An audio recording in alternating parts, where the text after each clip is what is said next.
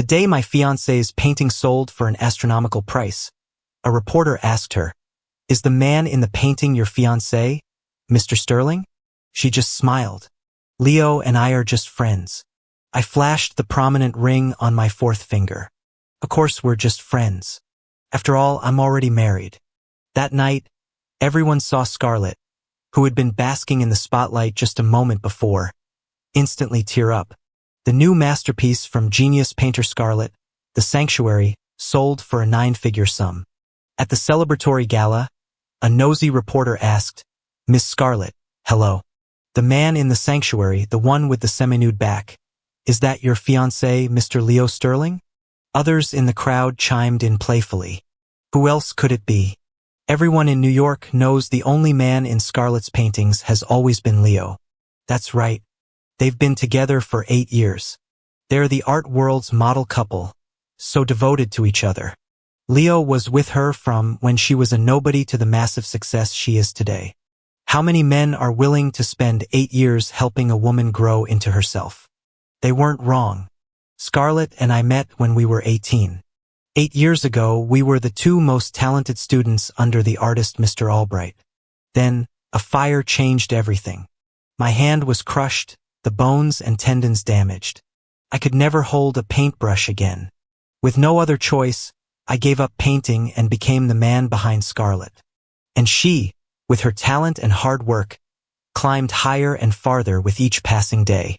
At just 20, Scarlett won first prize in a world-class painting competition.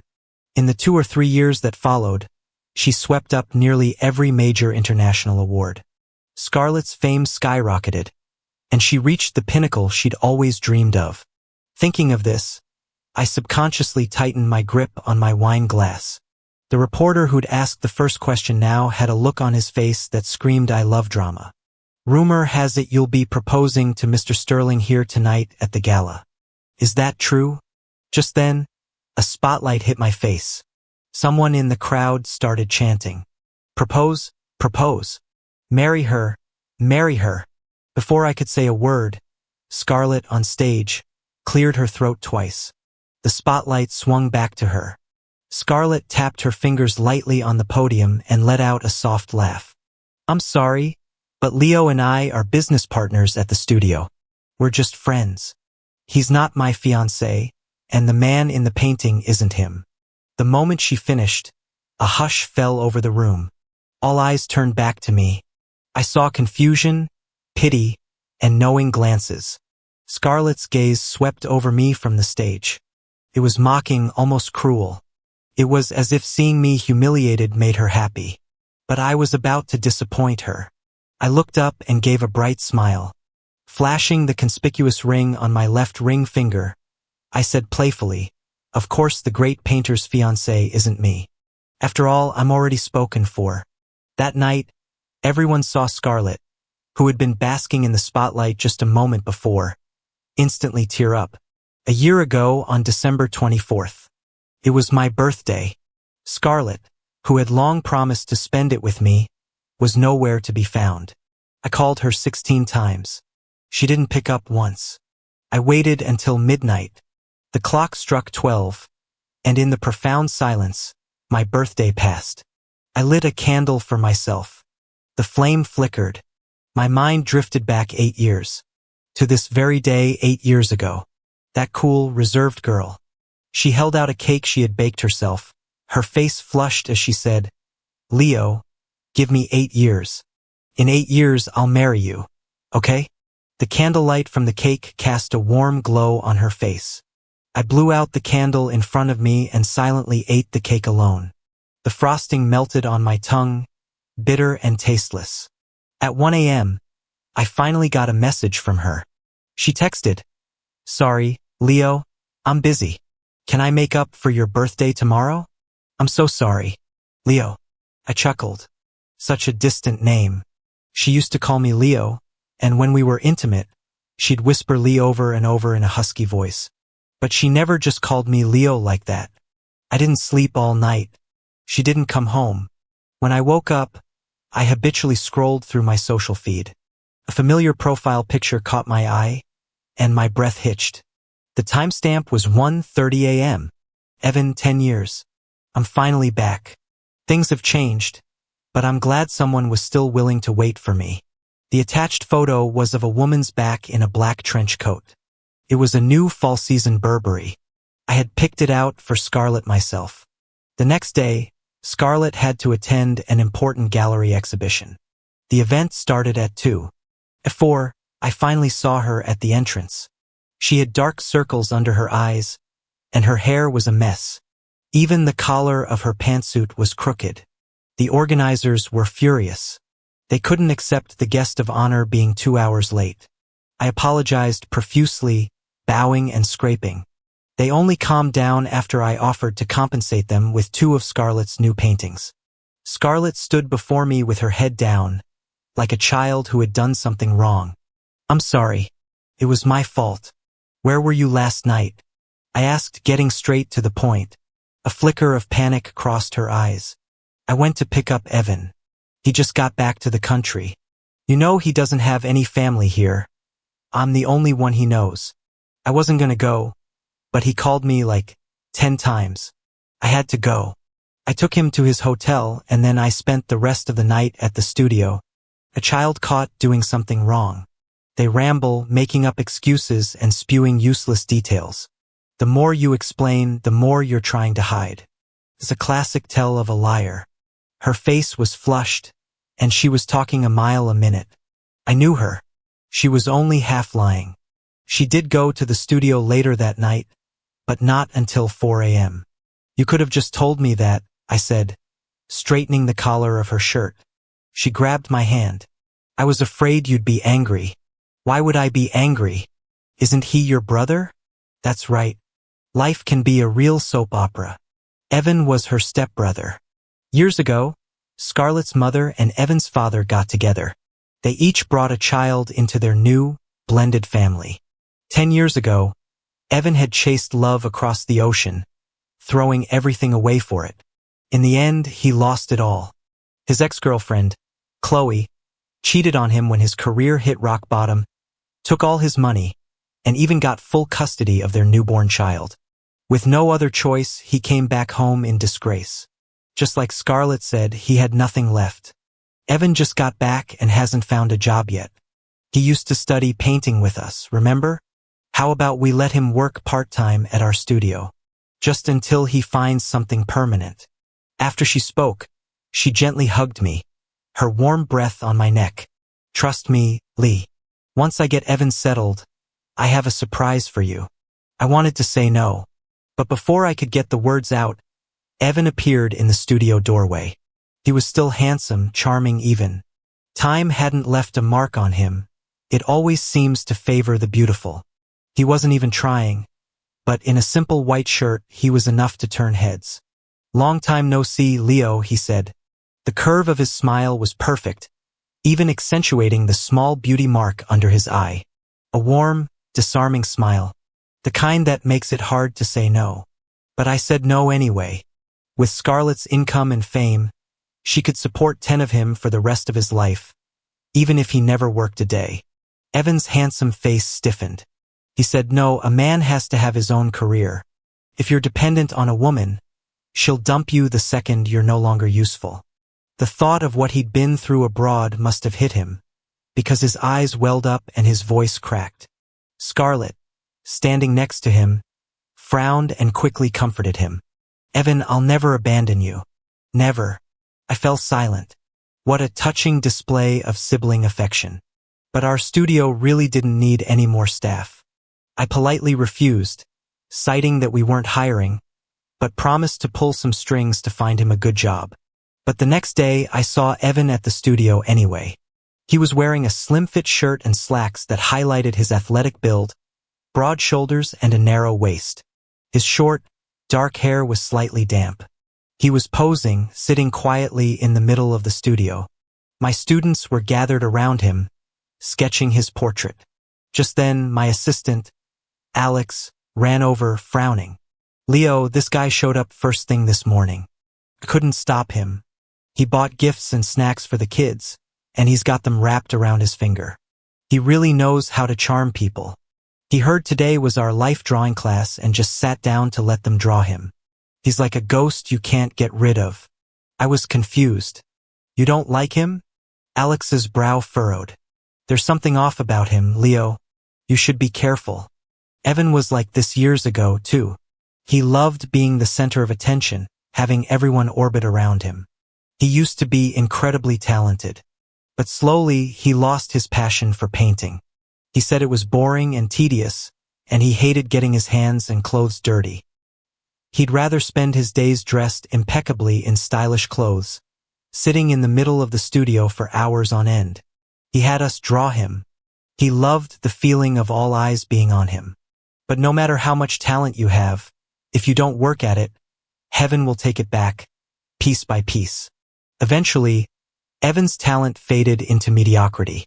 He fell in love with the glittering, superficial world and didn't even wait to graduate from college before running off with some rich girl he met online. That was 10 years ago. The kids at the studio loved him.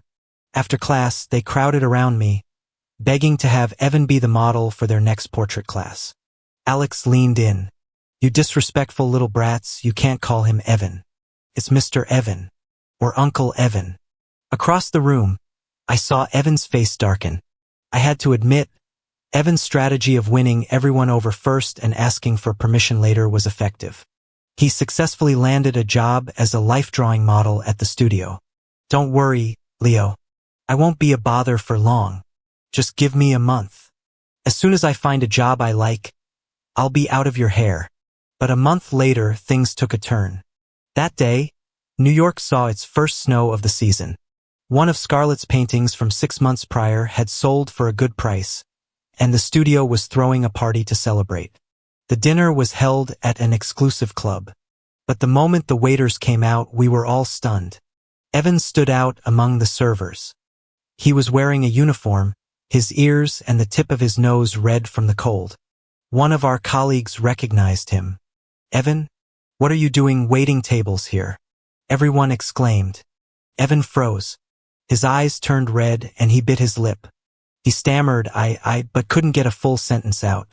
His facade of stoicism was heart-wrenching. Suddenly he stumbled, his ankle twisting. He lost his grip on the tray, and a tureen of hot soup was about to spill all over his legs. Scarlett bolted from her seat. She threw her own arm out to block the soup. The hot liquid splashed all over her forearm. Her hand. The hand that painted a picture that just sold for $8 million. The truth is, that soup wouldn't have landed on Evan's legs. It was tilting to the left. It would have all spilled onto the floor. But Scarlett panicked. Maybe she was just that worried about him. She didn't even think about her own hand.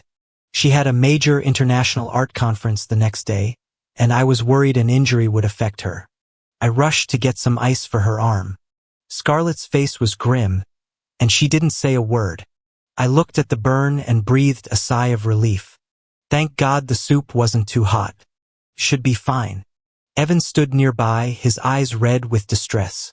He kept apologizing, blaming himself. It's okay. It's not serious, I said, trying to calm him down. But Scarlett suddenly yanked her arm away from me. She stood up, gently wiped a tear from the corner of Evan's eye, and pulled him into a hug right in front of me, comforting him. The next second, she turned to me, her gaze icy, as if she didn't know me. In front of the entire studio, she said, of course, all you care about is the money. You're afraid my hand won't be able to paint anymore, aren't you? A whole bowl of soup spills, and you don't even ask if Evan's legs are okay? You just check on my hand? What? Leo, if you hadn't forced Evan out, he wouldn't be freezing his ass off working in a place like this, and I wouldn't have gotten burned. What? I make so much money for you every year. Isn't that enough? You really couldn't make room for one person? I was speechless. Later, Scarlett stood in the snow all night, begging for my forgiveness. She said she was just overwrought. He was her brother, after all.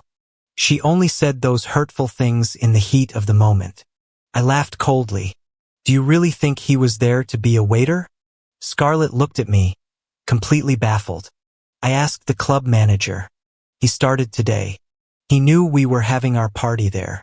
He went there to put on a show. Enough! Scarlett cut me off. A vein throbbed in her temple as she glared at me. She clenched her fists so tightly that the burn on her left hand started to bleed, drops of red falling onto the snow. She had never been so harsh with me before. The Scarlett I knew always spoke to me in a soft, gentle voice. The epitome of tenderness. For the first time, because of another man, she was screaming at me. I won't let you talk about Evan like that. It was then that it dawned on me. Ever since Evan had returned, Scarlett had never once called him brother to his face. Scarlett and I gave each other the silent treatment for a while. But I still had to go to the studio every day. Scarlett and I had built it from the ground up. After I could no longer paint, I poured all my energy into it. It was like my child. Every little piece of it was my heart and soul. Evan was still at the studio doing what he loved most. Only now, he wasn't just a model for the students. He had become Scarlett's model, too. I can't remember exactly when he started appearing in her paintings. Or maybe he had never left them in the first place. Scarlett used to love painting me.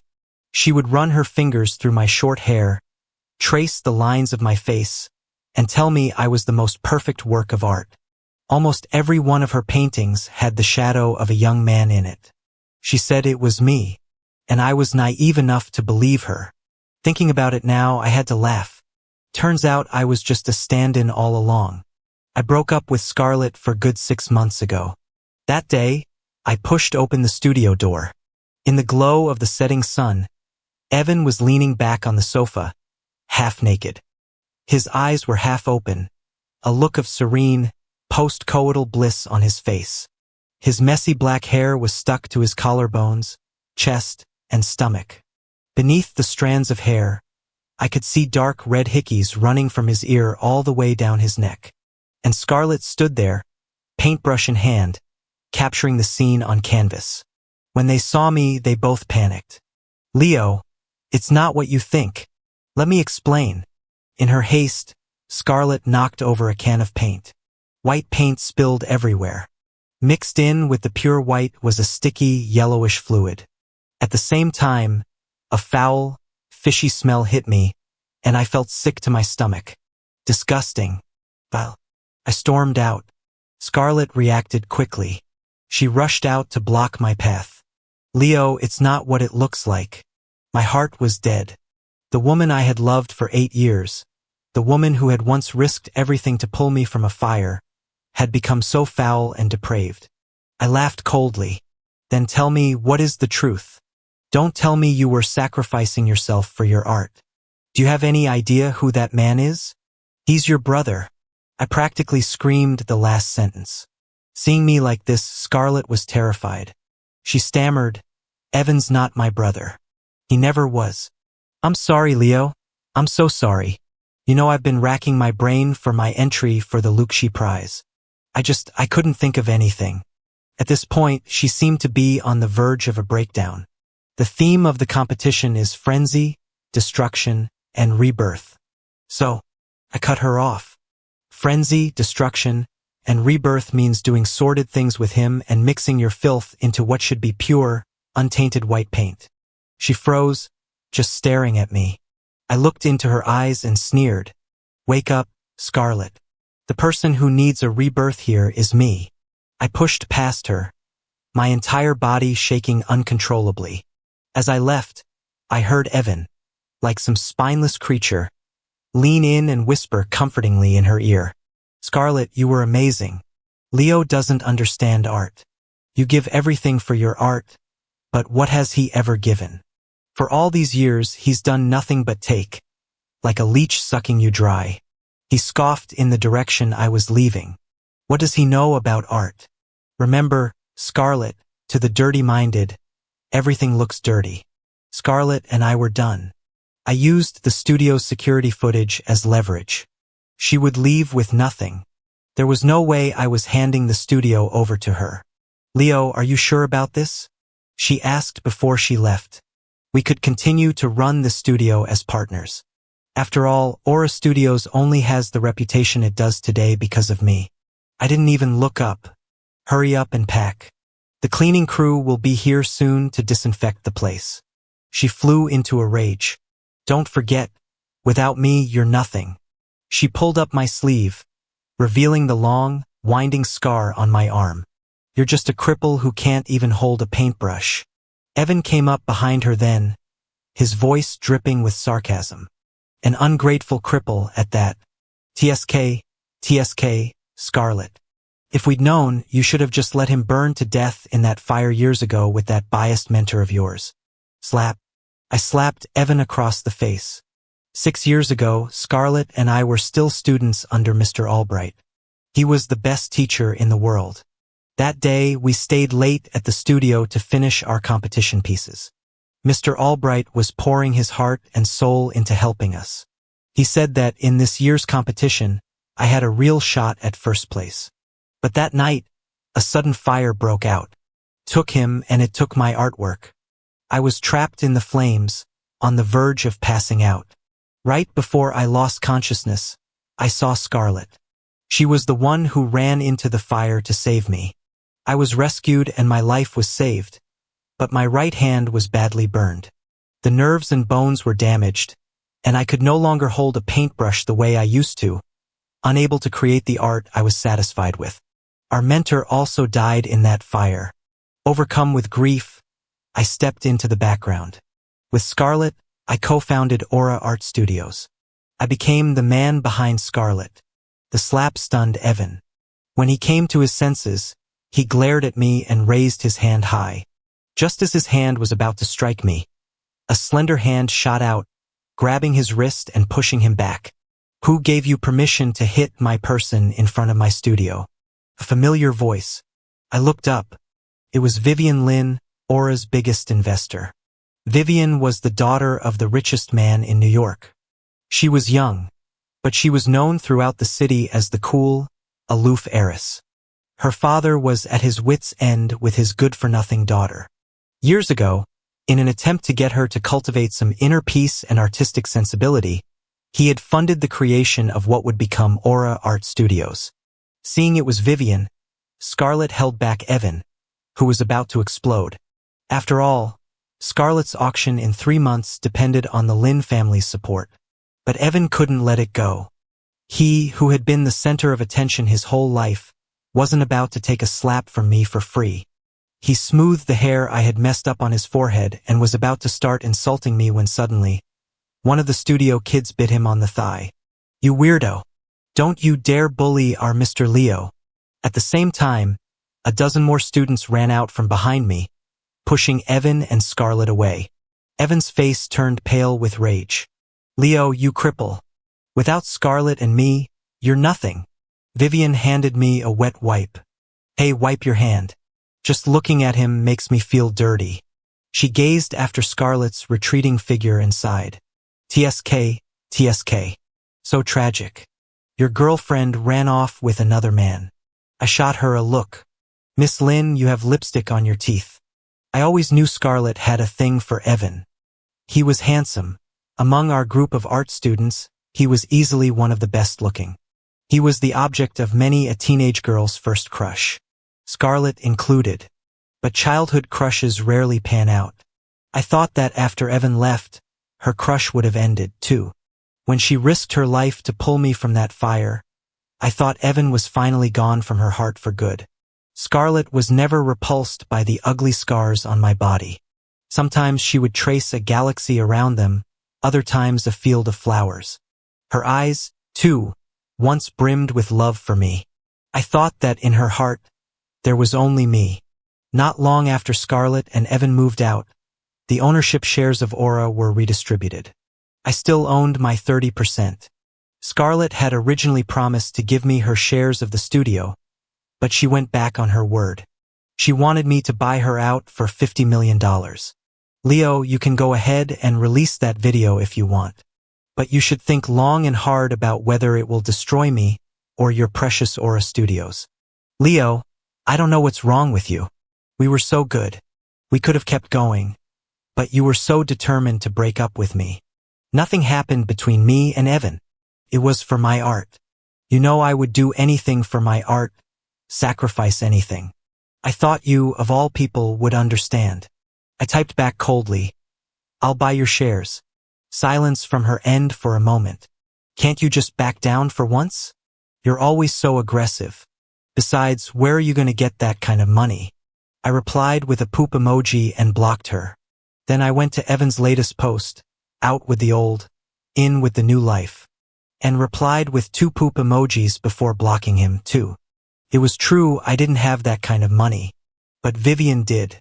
That night, I knocked on the Lin family's door. When Vivian saw it was me, her expression was a little strange. She held the door half closed, blocking my way. Elio, what are you doing here so late? I pushed past her and walked straight to the sofa. I can teach you how to paint, but you have to do one thing for me. Now the heiress was putting on airs. Making deals with me now, are we?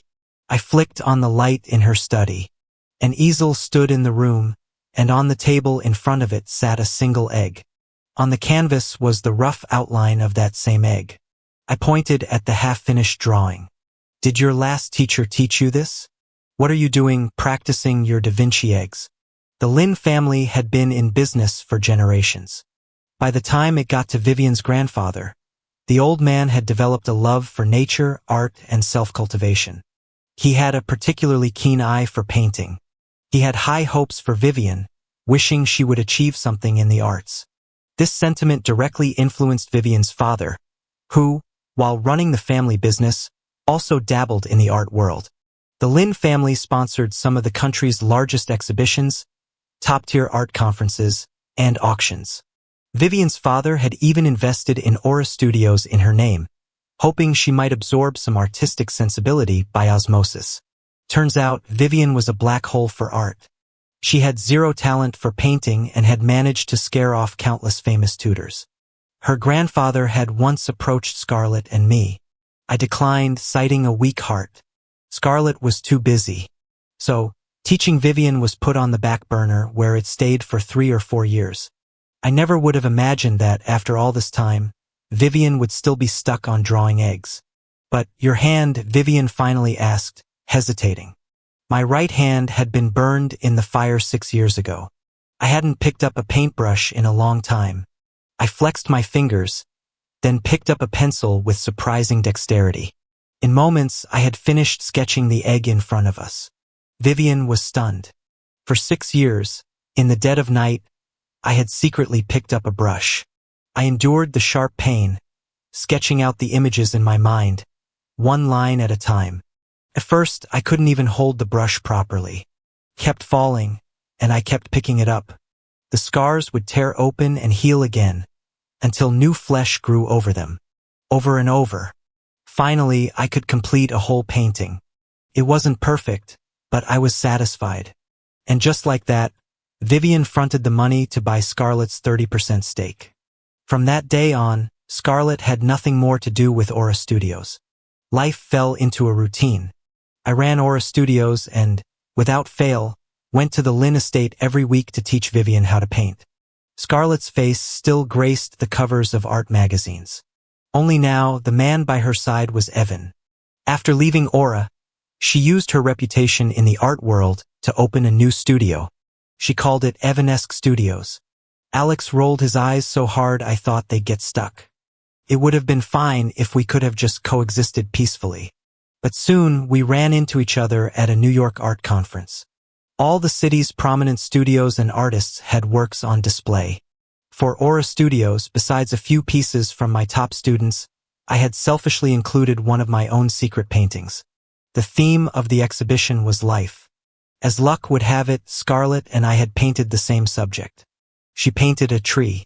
I also painted a tree.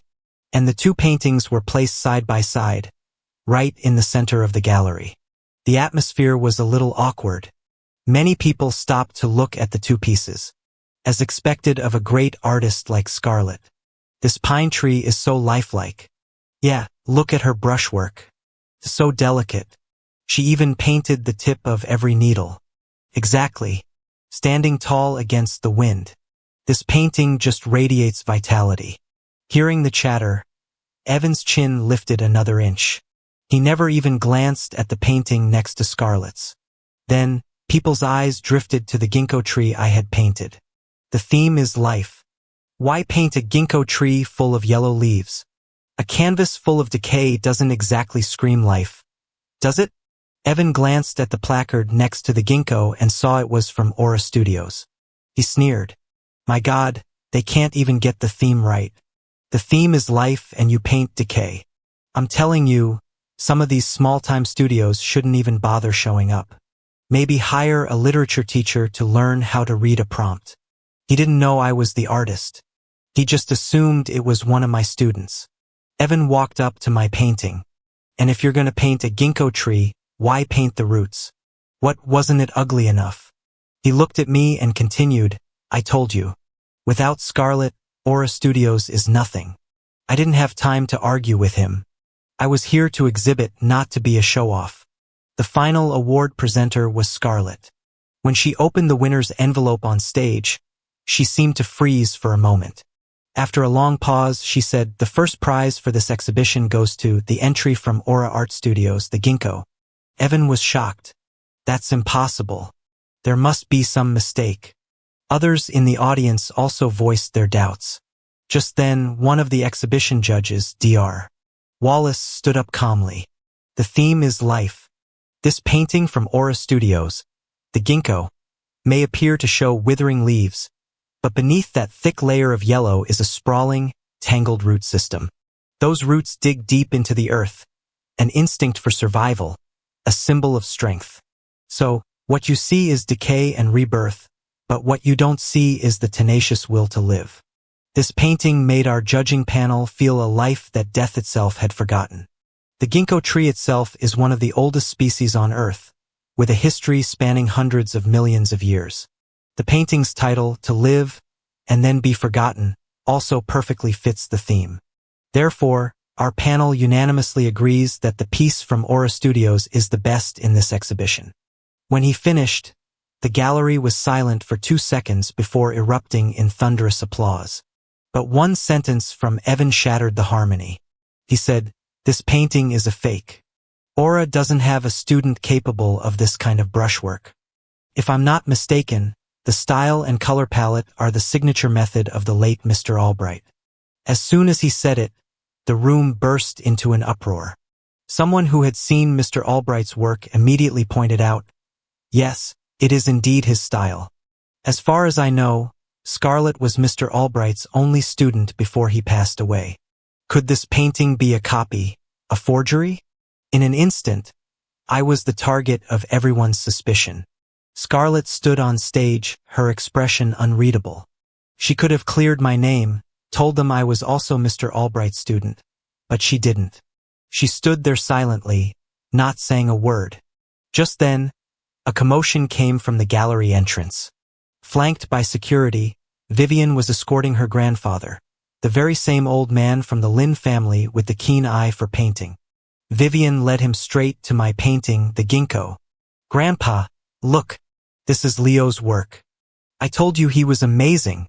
He was Mr. Albright's star pupil. Mr. Lin stroked his beard. He put on the reading glasses his butler handed him and studied my painting for a long time. Finally, with tears in his eyes, he sighed. It's him. It's Albright's style, no doubt about it. What a pity. At the mention of the fire, the entire room fell silent. After a long moment, Evan muttered from the crowd, so what? I studied under Albright for a bit, too. Oh, does less than 3 months before running off count? Alex, standing next to me, quipped. I knew Vivian had brought her grandfather here on purpose to back me up. That night, I went to her house to thank her. But instead of accepting my thanks, Vivian handed me a file. Don't thank me yet. Take a look at this first. The manila envelope looked old. The seal read, 2013 Phoenix Lane Fire, case number 288. It was the fire. Thick smoke, rolling flames. Everything I went through that day came flooding back. My voice trembled. Why are you showing me this? Vivian opened the file to the last page and pointed to 2 words. Arson. No, that's impossible. My heart skipped a beat. That fire had caused devastating losses. 1 dead, 1 injured. Mr. Albright was dead and I was injured. Countless pieces of his work were also consumed by the flames. But I remembered the official investigation had ruled it an accident. A few teenagers playing with matches in the alley had caused the tragedy. That's the official story, yes. But have you ever wondered why those kids were playing with fire right under your studio? And who gave them the matches? It was like a switch flipped in my head. She pointed to several photos on the table. This is my gift to you.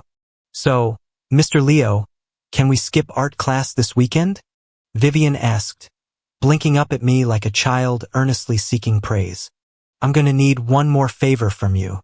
Back to the day Scarlett's painting, The Sanctuary, sold for a 9-figure sum. A nosy reporter asked her on stage, "Rumor has it you'll be proposing to Mr. Sterling here tonight. Is that true?" Scarlett just smiled. She said we were just friends, that I wasn't her fiancé. And I flashed the prominent ring on my left hand. Of course not. After all, I'm already spoken for. At that moment, Vivian, who had been sitting beside me, stood up and affectionately linked her arm with mine. My goodness, since when did my husband become someone else's fiancé? The usually cool and composed Scarlett was flustered, nearly dropping the microphone. Just then, a dashingly dressed Evan walked onto the stage from the wings. He took Scarlett's hand, leaned in, and kissed her on the cheek. Scarlett's fiancé is me. How romantic, I said, applauding them. Now then, how about I give you two a wedding gift? I presented the files Vivian had given me to the head of the auction house. Show everyone what the great, untouchable artist Scarlett is really like underneath. Yes. That file contained the proof of Scarlett's crime, manslaughter. That day, she had used the excuse of buying paint to leave the studio. She'd accidentally dropped a box of matches she had prepared by the studio door. She knew a few mischievous kids liked to play with Ultraman cards in front of our building. And that box of matches was found by those very kids. Next to the studio door, in the trash can, Scarlett had just thrown away a pile of her discarded drawings. On those drawings were pictures of the fire-breathing monsters from the Ultraman TV show. She wasn't sure it would work. It was just a test. A clumsy attempt by her younger self to start a fire. All she wanted was to burn my competition piece. Simply because she had overheard Mr. Albright say I had a chance to win first place. That was all it took for her to harbor such a vicious thought. But she never expected the fire to spread out of control and cause such a disaster. Maybe her conscience got the better of her. She never meant for us to die. That's why she ran back in to save me. In the years that followed, maybe out of guilt or maybe she really did fall in love with me, she was very good to me. She was never repulsed by the scars on my hand. Scarlett's crimes scrolled across the big screen. The police had already gone to her home and found the matches. She had bought 10 boxes in total. Only one remained. She had tried many times before, and on the 9th attempt, everything went according to her plan. She started a fire that destroyed everything. When Evan saw the evidence of Scarlett's crimes, he knew it was over. He let go of her hand. Scarlett's face was ashen. She looked at me, her eyes filled with both hatred and sorrow. Her lips moved, as if she wanted to say something, but no words came out. Just then, the auction house brought back her painting, The Sanctuary, after having it authenticated. It was declared a copy. That's right. For all these years, Scarlett had been copying Mr. Albright's paintings, which she had secretly hidden away. The fire hadn't destroyed all of his work. Before the flames spread, Scarlett had quietly moved a portion of his collection and stashed it away.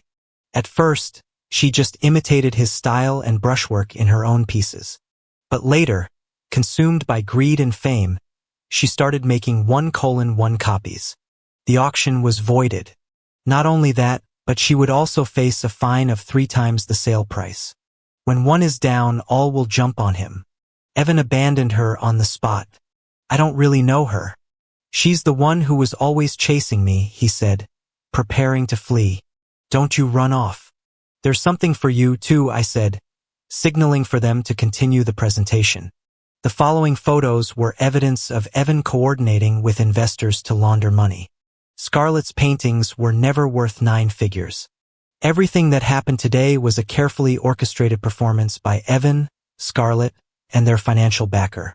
The money from the auction was just meant to pass through Scarlett's accounts before being returned to the backer, with Scarlett taking a 10% commission. Evan was involved in all of it. And there it was. The long-lost flame returned, only to become a criminal celebrity. The truth was out. The sanctuary had become a mirror, exposing all their ugliness. What awaited Scarlett and Evan was the full force of the law. The crowd dispersed. I felt as if my soul had been sucked out of my body. I sighed and sat back down in my chair. Outside, the dark clouds were beginning to part, and sunlight streamed through the gaps. Someone sat down next to me. I took the ring off my finger. Thank you for going along with my little act. As a reward, you don't have to do your homework for this week's class. I'll handle your grandfather. Vivian let out a soft laugh. She took the ring from me and held it in her palm. When she looked up again, her almond-shaped eyes were full of mischief. She leaned in close to my ear. Leo, if you really want to thank me, skipping homework isn't quite enough. I froze, confused. And then I felt a cool slip of metal on my finger. The prominent ring was back on my hand. Grandpa said that the Lin family heirloom can only be worn by his grandson-in-law. Bonus scene. My name is Vivian Lin, daughter of the richest man in New York. My grandpa and my dad love painting. Me? I love my painting teacher. His name is Leo Sterling. It's a nice name, but he doesn't like me. He has a girlfriend. A total snake, but she's an amazing painter. I figure Leo must like girls who are good at painting. So, I found the best teachers in all of New York to teach me. They all said I had talent, but after a few days they'd always find an excuse to stop teaching me. It was very frustrating. I spent hours practicing every day, and I quietly stayed by Leo's side. I knew Scarlett was a user. I'm younger than her. I knew I could outlast her. Then my chance came. The snake finally showed her true colors and ran off with some other creep. And it was just me and Leo again. I know he loved her once, but Scarlett is a truly awful person. Only a woman can see another woman with such razor-sharp clarity. Leo didn't seem to get that. So, to make him see Scarlett's ugly truth once and for all, I started investigating the fire that injured him 6 years ago. And I uncovered a massive secret. Later, Leo asked me to act with him in a little play. He wanted me to pretend to be his fiancée at Scarlett's auction to piss her off. But why would I settle for just a play? This time I was gonna lock him down for good. Definitely.